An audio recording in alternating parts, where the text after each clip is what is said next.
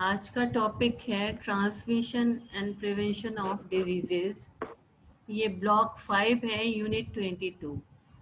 इसका first part आपने health and diseases में पढ़ा था, डिफरेंट टाइप ऑफ डिजीजेस के बारे में। जो टॉपिक है हमारा वो है transmission and prevention of diseases. इससे पहले हम लोगों ने बीमारियों के बारे में बात की थी। आज बात कर रहे हैं संक्रमण कैसे होता है और इसकी रोकथाम कैसे की जा सकती है, बीमारियों की रोकथाम और इसके संक्रमण को कैसे रोका जा सकता है, ये देखना है हमको। जब डिजीज की बात करते हैं, पहले डिजीजेस, टाइप ऑफ डिजीजेस पढ़ी थी। आज थोड़ी सी हिस्ट्री के बारे में डिस्कस करेंगे, क्योंकि जो डिजीजेस के बारे में जब जानेंगे तो कुछ बहुत इम्पोर्टेंट है, जैसे पॉस्चर है, पॉस्चर का, और रॉबर्ट हुक के बारे में आपने कोशिका के समय में पढ़ा था।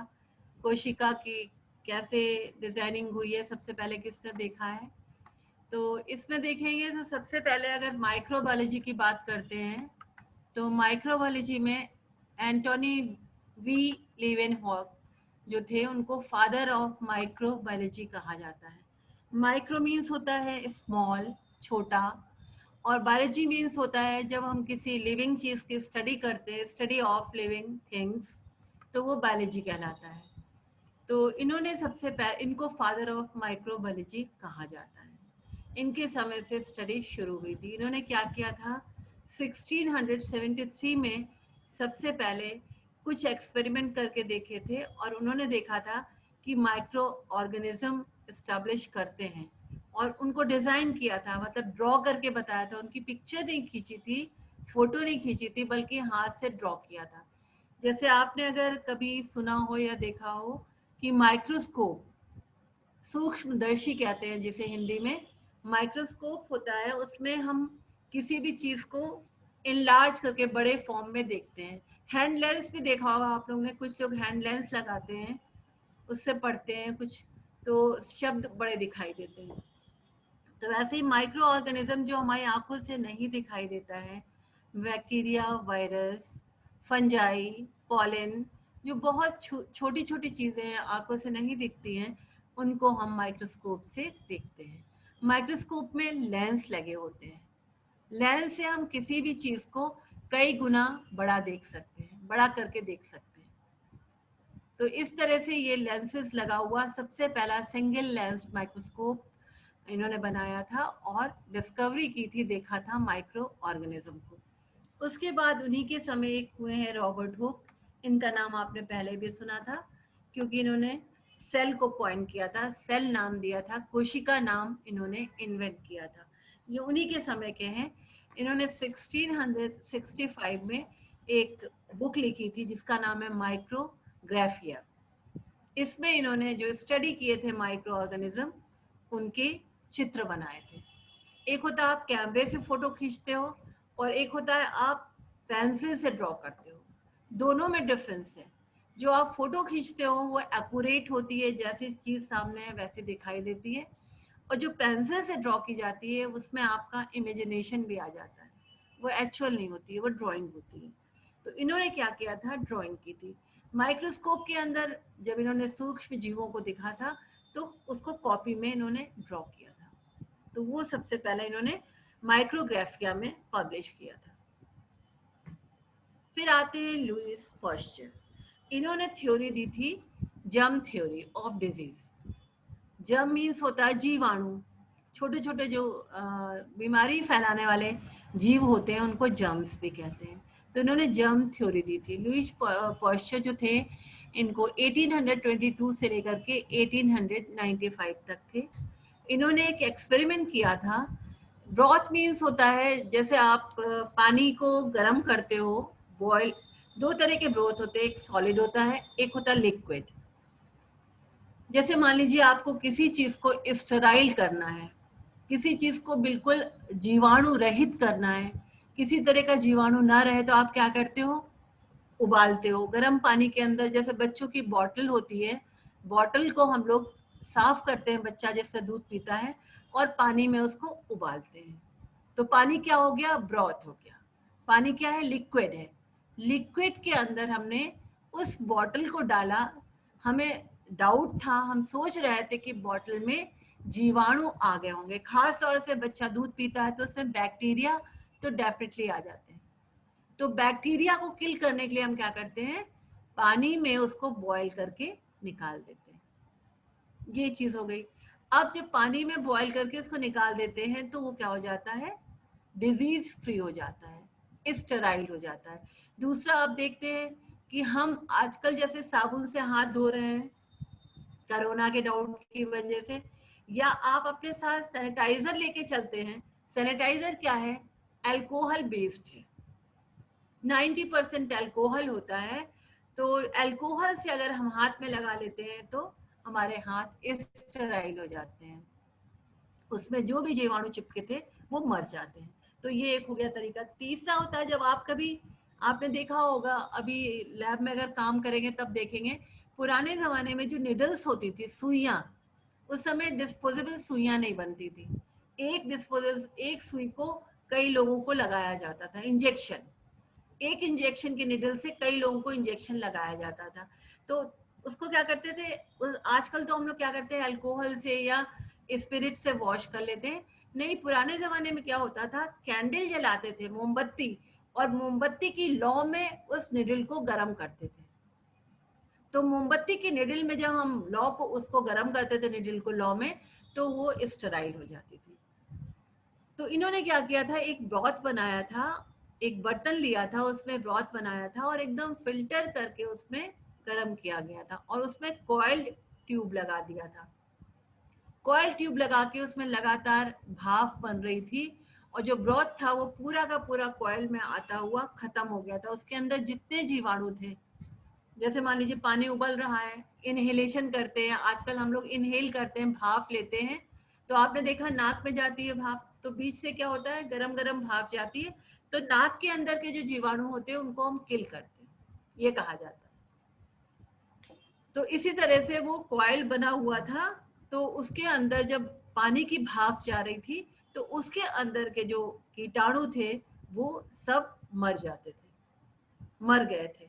उसके बाद देखा उन्होंने कि जब सारा उसको बिल्कुल उन्होंने स्टराइल कर दिया है, किसी तरह का कोई कंटामिनेशन नहीं है, कोई भी अंदर जीवाणु नहीं बचा है, थोड़े दिनों के बाद उन्होंने देखा कि दोबारा से उसमें जीवाणु, माइक्रो ऑर्गेनिज्म दिखाई देने लगे। तो वो माइक्रो ऑर्गेनिज्म कहाँ से आए, कहीं से कोई स्पोर आया होगा। स्पोर छोटे छोटे जो स्पोर का मतलब होता है जैसे फ्रूटिंग बॉडी, रिप्रोडक्टिव बॉडी, जनन जो छोटी छोटी बॉडीज होती हैं उनको कहते हैं। जैसे आपने देखा बीज, बीज क्या है, पौधे का बीज बॉडी है, रिप्रोडक्टिव बॉडी है, बीज को हम स्पोर कह सकते हैं। स्पोर टर्म ज्यादातर यूज करते हैं जब हम जीवाणु की बात करते हैं या फंजाई की बात करते हैं। फंजाई मीन्स फफूंद।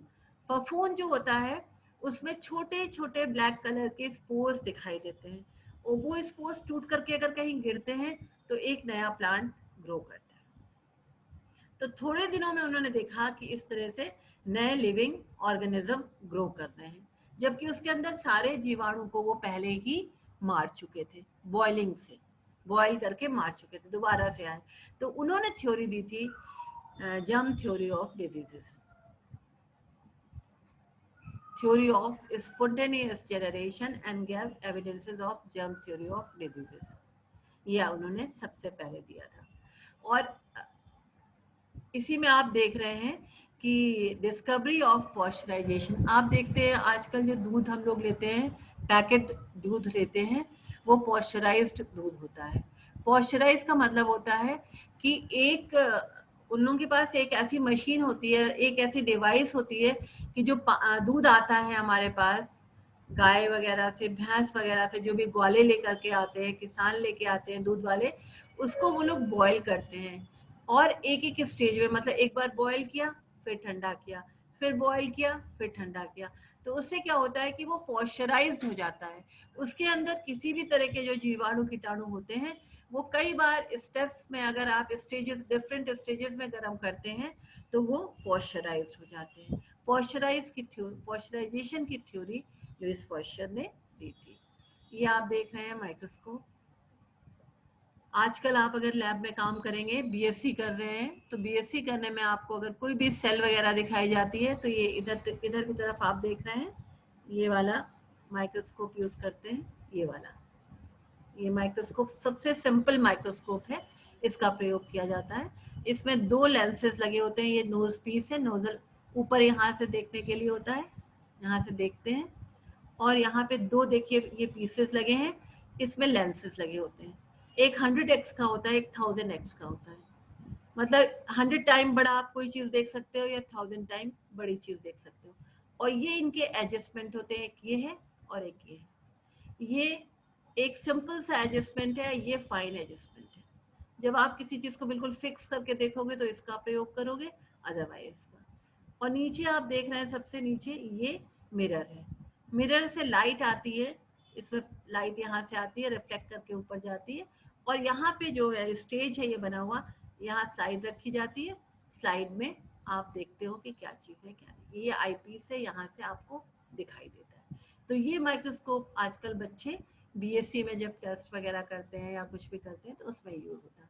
ये पुराना आप देख रहे हैं, यहाँ देखिए स्लाइड लगी है, ये लेंस लगा हुआ है और ये देखिए मिरर लगा हुआ है। यहाँ लाइट पड़ती है, रिफ्लेक्ट करके ऊपर जाती है और ये इमेज जो होती है ये यहाँ देखी जाती है।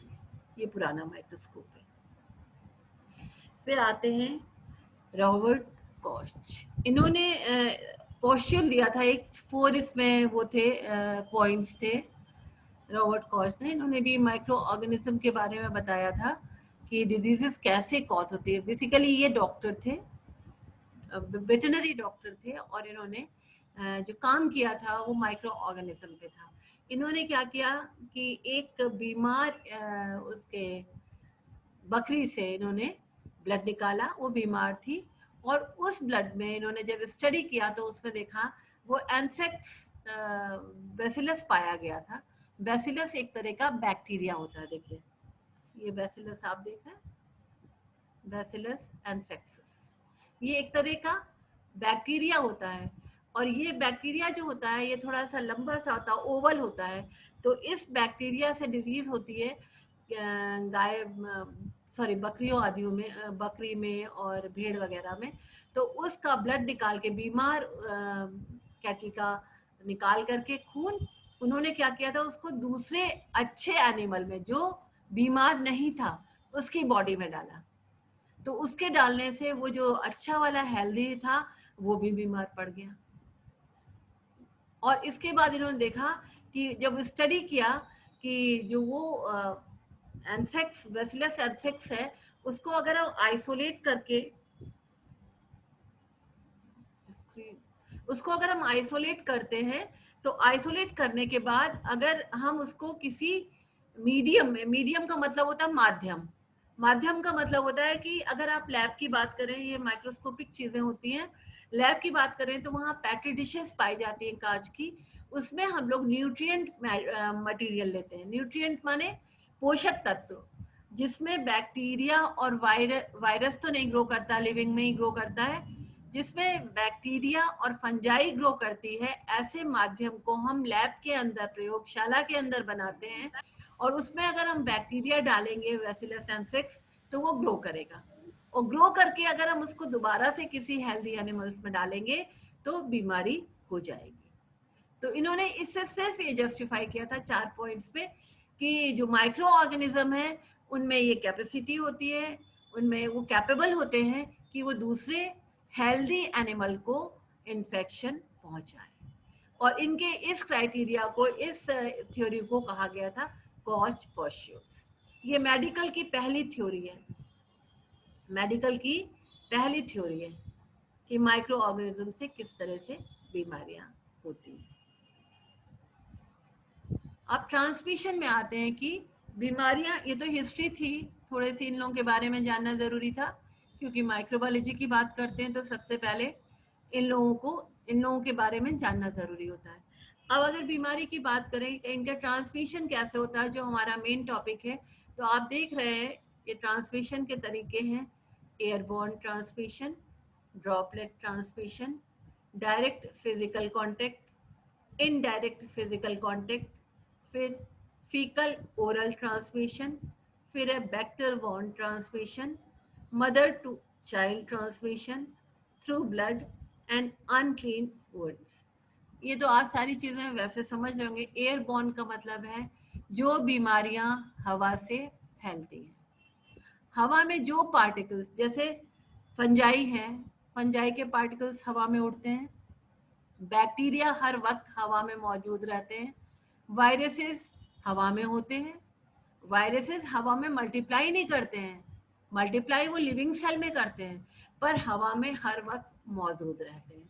तो एयरबॉर्न ट्रांसमिशन का मतलब है जब हवा के द्वारा किसी बीमारी का संक्रमण एक हेल्दी व्यक्ति से दूसरे, एक सिक व्यक्ति से, बीमार व्यक्ति से दूसरे हेल्दी व्यक्ति में हो रहा है, तो उसे कहते हैं एयरबॉर्न ट्रांसमिशन।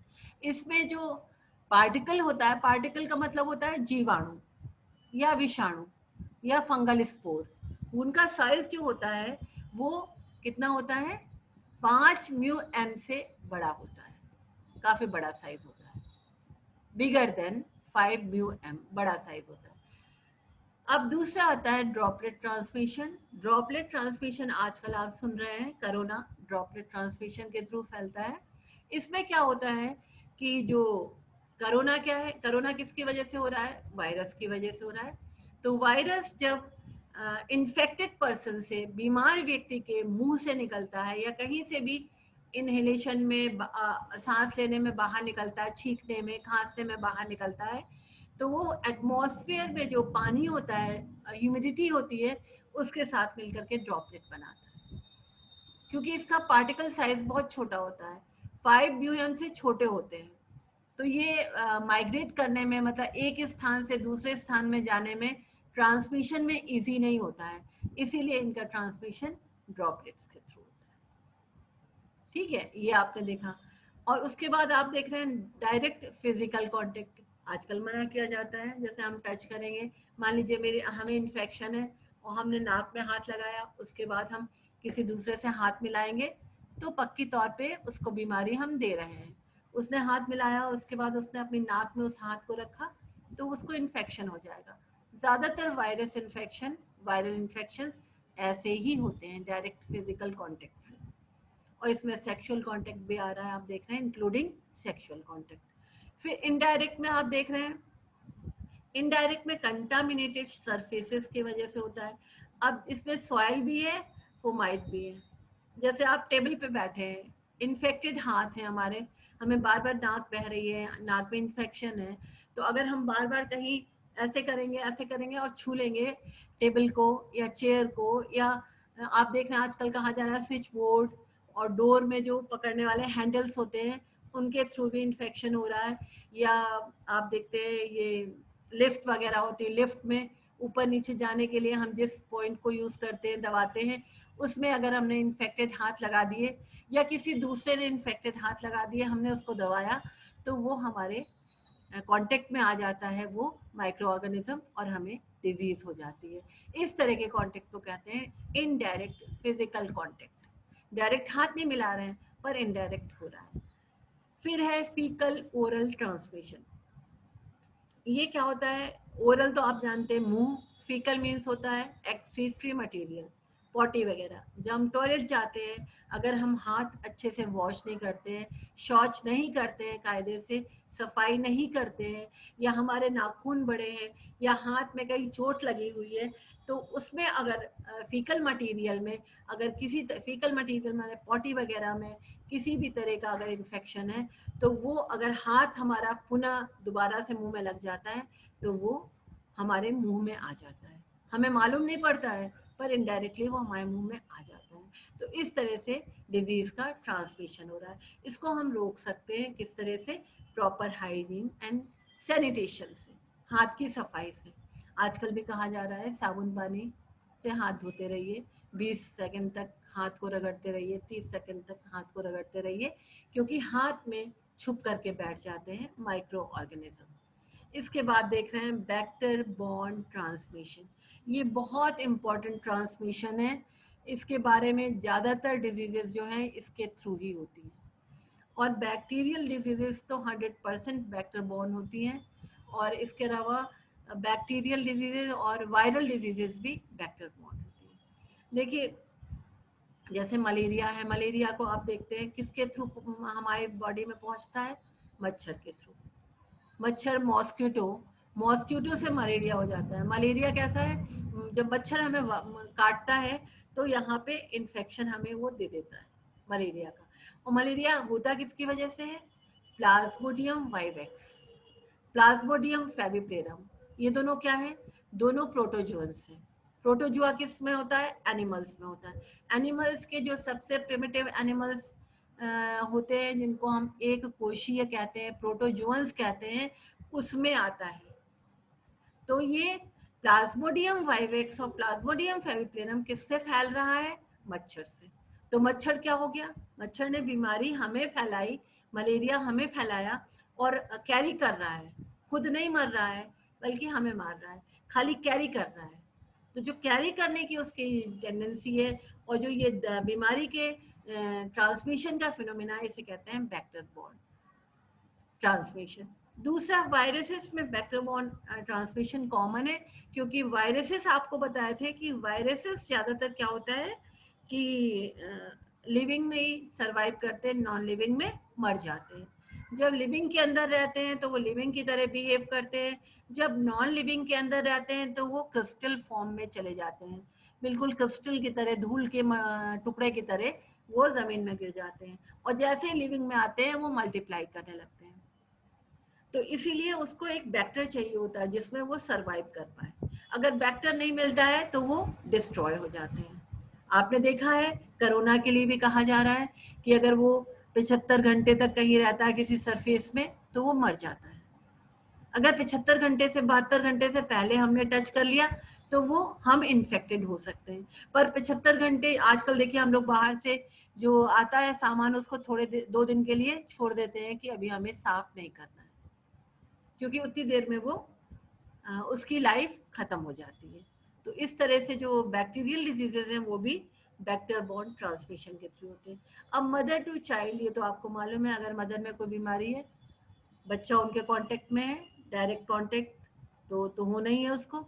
अगर उसे कोई ब्लड डिजीज भी है तो बच्चे के ब्लड में भी ट्रांसफ्यूज हो सकती है, किस समय, जब वो प्रेग्नेंट होती है या डिलीवरी करती है। ब्लड ट्रांसमिशन के थ्रू बहुत सारी बीमारियां होती हैं, क्योंकि ब्लड ट्रांसमिशन में अगर मान लीजिए हमको नहीं मालूम है कि, या किसी व्यक्ति को नहीं मालूम है कि वो बीमार है, उसने ब्लड डोनेट किया और उस ब्लड को एनालिसिस नहीं किया गया और किसी दूसरे को दे दिया गया, तो डेफिनेटली दूसरा व्यक्ति बीमार पड़ जाएगा। और कई बार ये शेयरिंग ऑफ नीडल्स, अगर जो सुई होती है जिससे ब्लड निकाला जा रहा है या जिससे दिया जा रहा है, तो वो अगर बदला नहीं गया तो इससे भी बीमारियां फैल सकती हैं। अनक्लीन वुंड्स, चोट लगती है, चोट लगने में अगर हमने उसको साफ नहीं किया है, चोट से खून निकलता है, अगर हमने उसको साफ नहीं किया है तो हम बीमार पड़ सकते हैं, क्योंकि हवा में पूरे समय मौजूद रहते हैं जीवाणु कीटाणु, और वो चले जाते हैं उस चोट के अंदर, चोट के अंदर जाके उनको रास्ता मिल जाता है, वो अगर ब्लड के थ्रू अगर शरीर में पहुंच जाएंगे तो बीमारी हो जाएगी। हालांकि ब्लड पहले लड़ाई करता है, पहले लड़ता है, वहां पे WBC आ जाते हैं और उस इन्फेक्शन को खाने लगते हैं, वो हमें प्रतिरोधक क्षमता की वजह से मिलता है। अब आप यहाँ देख रहे हैं कि एयरबॉर्न ट्रांसमिशन में, एयरबॉर्न डिजीजेस में क्या क्या सिम्टम्स होते हैं। अब आप पहला देख रहे हैं पॉइंट, एयरबॉर्न पैथोजेंस और allergens often cause inflammation in the nose, throat, sinus and the lungs. ज़्यादातर जो एयरबॉर्न ट्रांसमिशन होता है वो हमारी नाक के थ्रू होता है या माउथ के थ्रू होता है। मुंह तो हर वक्त नहीं खुला रहता है, नाक हर वक्त खुली रहती है, क्योंकि हम सांस लेते हैं। सांस लेते हैं तो हवा अंदर जाती है, हवा के साथ एलर्जेंस मीन्स होता है फॉरेन पार्टिकल्स जो हमें एलर्जी कॉज कर रहे हैं। पैथोजेंस वो होते हैं जो हमें पैथोजेनिक बनाते हैं, हमें डिजीज बनाते हैं, हमें बीमार करते हैं। तो ये सारी चीज़ें हमारी नाक के थ्रू जाती हैं, गले में जाती हैं, साइनस में जाती हैं और लंग्स में जाती हैं। लंग्स में चले जाती हैं तो ब्रीदिंग प्रॉब्लम शुरू हो जाती है। आगे देख रहे हैं, this is caused by inhalation of this pathogen that affect a persons respiratory system. अगर रेस्पिरेटरी सिस्टम हमारा प्रभावित होता है श्वसन तंत्र हमारा प्रभावित होता है तो सारी बॉडी में इन्फेक्शन हो जाता है। इसके सिम्टम्स आप सिंपल फ्लू देखते हैं, अगर हल्का सा भी खांसी जुकाम होता है तो हमें साइनस हो जाता है, नाक बंद होने लगती है, सांस लेने में तकलीफ होती है, कफ आता है, गले में खराश हो जाती है क्योंकि गले में स्वेलिंग भी आ जाती है, और हमारा जो एयर पैसेज होता है, जो हवा जाने के लिए गले में नली होती है, वो कंजेस्टेड हो जाती है, वो छोटी हो जाती है, जिसकी वजह से हमें सांस लेने में तकलीफ होती है। इसका एक उदाहरण लिखा आपने देखा, ये देखिए अस्थमा।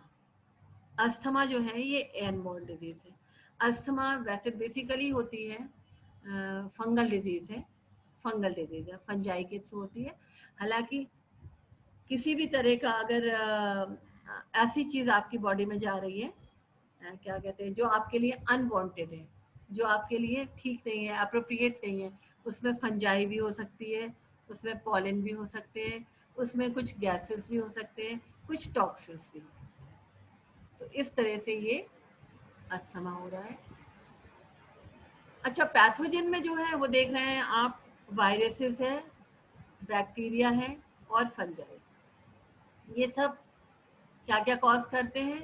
ब्रीदिंग प्रॉब्लम होती है, कफिंग होती है, स्नीजिंग, छींक आती है, ये सारी चीज़ें हमें डिफरेंट टाइप की डिजीजेस कॉज करते हैं, अस्थमा और एलर्जी कॉज करते हैं। एरोसोल ये जनरेट करते हैं, एरोसोल माने एयर में जो ह्यूमिडिटी है वो उनके साथ ये जो पार्टिकल्स मिल करके ड्रॉपलेट टाइप बनाते हैं, उसके थ्रू ये जनरेट करते हैं एरोसोल।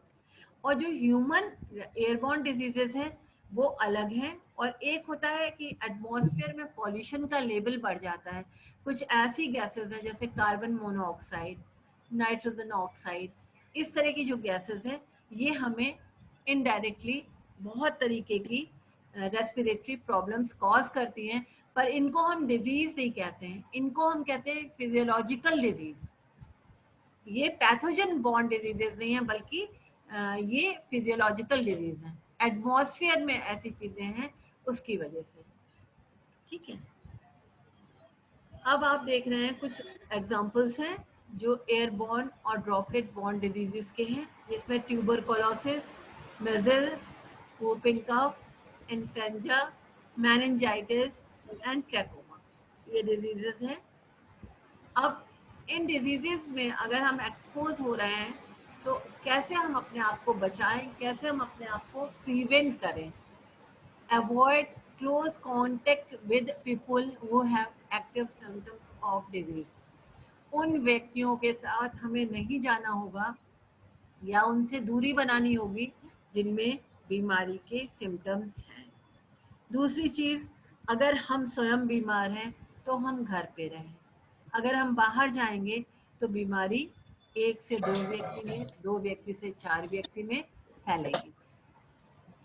इसके अलावा और क्या हो सकता है कि हमेशा मास्क पहने, दूरी बनाए रखें, मुंह को कवर करके रखें, खास तौर से जब खांसी या छींक आती है।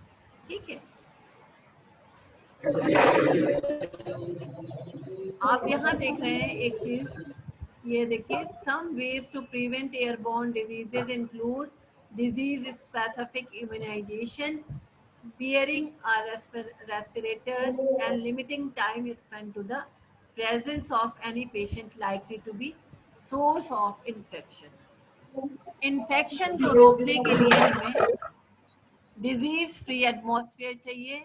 इम्यूनाइजेशन आपको पहले बताया था, इम्यून हो तो इम्यूनाइजेशन आपको बताया था कि जैसे मान लीजिए कोई स्पेसिफिक डिजीज है, जैसे पोलियो है, या जिन जिन बीमारियों के बारे में हम जानते हैं तो उनके वैक्सीन बन जाते हैं, तो वैक्सीन को अगर हम ले लेते हैं तो हम इम्यूनाइज हो जाते हैं, हमारे में उस बीमारी के प्रति प्रतिरोधक क्षमता डेवलप हो जाती है, उत्पन्न हो जाती है। फिर रेस्पिरेटर, रेस्पिरेटर एक डिवाइस होती है जिसको हम कवर कर लेते हैं, अगर नोज पे, नाक के आसपास, मुंह के आसपास अगर कवर कर लेते हैं तो हमारे पास जो ऑक्सीजन आती है वो फिल्टर्ड आती है, मतलब उसमें बैक्टीरिया और वायरसेस जैसे जो चीज़ें होती हैं, जो इन्फेक्शनस चीज़ें होती हैं, वो छन जाती हैं और प्योर हवा आती है, उसका हम यूज़ कर सकते हैं। ठीक है, तो ये सारी चीज़ें होती हैं इन्फेक्शन को रोकने के लिए। और एक्सपोजर तो आपको मालूम है, कुछ बीमारियां ऐसी होती हैं जो एनिमल से भी ह्यूमंस में आती हैं। अब जैसे H1N1 है या स्वाइन फ्लू है, ये क्या है, वायरस है, वायरस डिजीजेस हैं, पर ये एनिमल से ह्यूमन में भी आ जाती हैं। तो अगर ऐसी डिजीजेस हैं तो हमें एटमॉस्फेयर फ्री रखना पड़ेगा। अच्छा, तो इसलिए इन बीमारियों से हमें बचने के लिए उनके कांटेक्ट से भी दूर रहना पड़ेगा।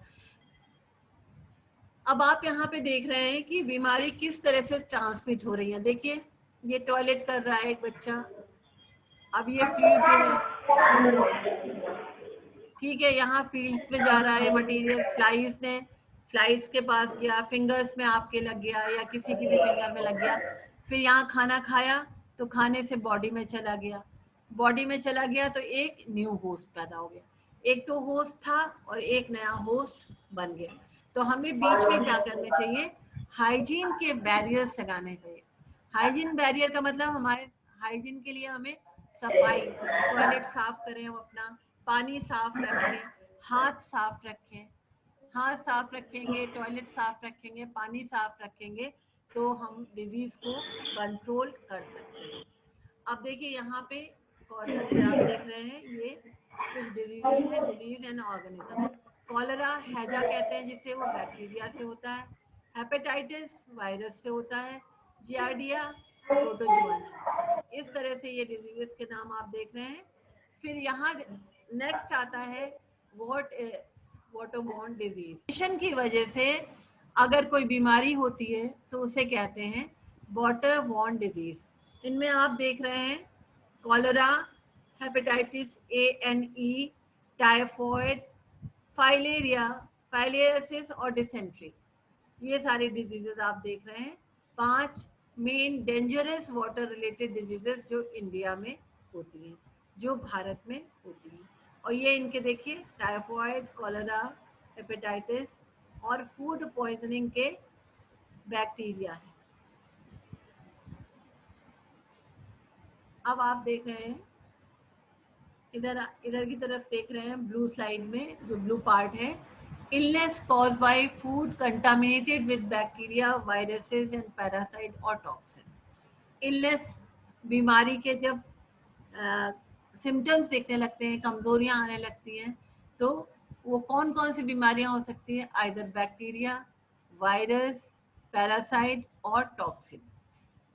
फिर है infectious organism or their toxins are the most common causes of food poisoning. Infectious organism